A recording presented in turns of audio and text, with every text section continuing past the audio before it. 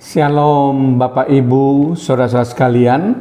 Kita berjumpa lagi dalam acara Menerima hari ini. Mari kita biar tetap semangat untuk belajar kebenaran firman Tuhan. Biarpun kebenaran firman Tuhan itu singkat, tetapi tetap bermanfaat untuk menuntun hidup kita. Kita akan buka terlebih dahulu menerima hari ini dengan doa. Terima kasih Tuhan, kalau Tuhan masih memperkenankan kami boleh berjumpa dengan acara menerima hari ini, karena kami tahu setiap hari kami harus diisi oleh firman Tuhan, sehingga hidup kami boleh diselaraskan dengan setiap kebenaran firman-Mu Tuhan. Mampukan kami untuk berjalan sesuai firman-Mu, kiranya Roh Kudus tetap memimpin hidup kami dari hari ke hari. Di dalam nama Tuhan Yesus Kristus, haleluya, amin. Shalom Bapak Ibu, saudara sekalian. Topik yang akan kita bahas kali ini adalah penderitaan dalam pelayanan bagian yang pertama. Sekali lagi, topik yang akan kita bahas dalam menerima hari ini adalah penderitaan dalam pelayanan bagian pertama. Bapak Ibu, saudara-saudara sekalian, di dalam suatu pelayanan tidaklah selalu berlaku aksioma kehidupan yang logis dan adil, yang mengatakan bahwa jikalau saya melakukan kebenaran, maka saya pasti akan mendapat perlakuan yang baik dan adil.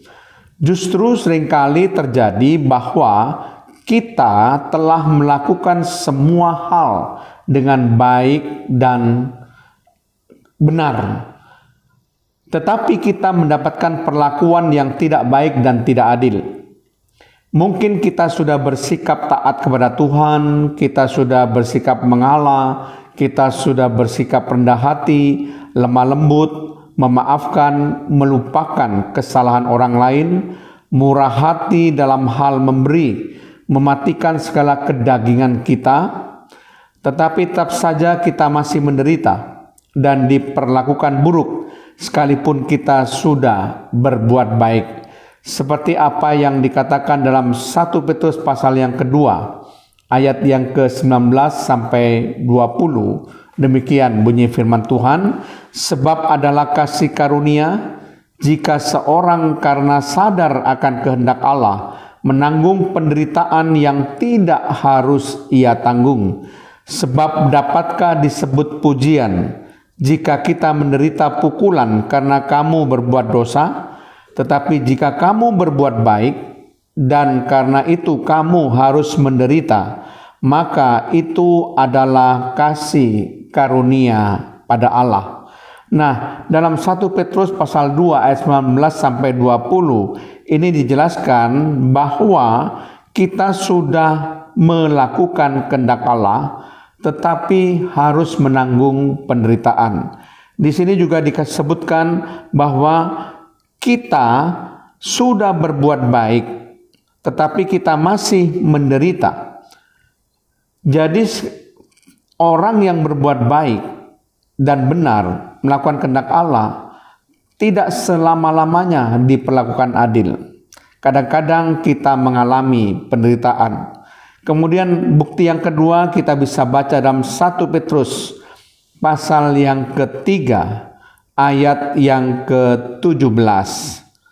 Sebab lebih baik menderita karena berbuat baik jika hal itu dikehendaki Allah daripada menderita karena berbuat jahat. Jadi di sini dengan sangat jelas ada orang-orang yang menderita meskipun ia sudah berbuat baik. Dan memang ada orang menderita karena berbuat jahat.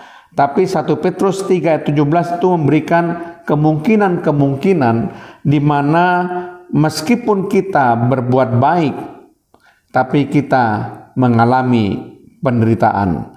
Nah, sebagai contoh yang sangat jelas di dalam penderitaan dan pelayanan itu adalah penderitaan dari Yesus Kristus. Yesus Kristus saja yang sempurna, yang tidak pernah berbuat dosa, tidak bersalah, dan tipu daya tidak ada di mulutnya. Diperlakukan demikian tidak adil di dalam pelayanannya, apalagi kita orang yang tidak sempurna. Kenyataan ini perlu diungkapkan agar saudara-saudara yang sudah memutuskan untuk terlibat dalam pelayanan tidaklah merasa kecewa ketika mendapat perlakuan yang buruk dan tidak adil, sekalipun merasa sudah berbuat benar. Dan saudara tidak perlu protes dan mempertanyakan kepada Tuhan, mengapa Tuhan izinkan semua itu terjadi? Di manakah yang namanya keadilan itu? Mungkin ini pertanyaan kita. Karena Yesus pun juga mengalami hal yang sama ketika dia melayani. Jadi saudara sekalian, penderitaan dalam pelayanan mau tidak mau harus kita terima. Kita semua jangan sampai dinina bubukkan dan disesatkan dengan harapan semu di angan-angan bahwa kalau kita melayani Tuhan pasti kita tidak akan pernah menderita dan tidak akan mengalami kesulitan hidup.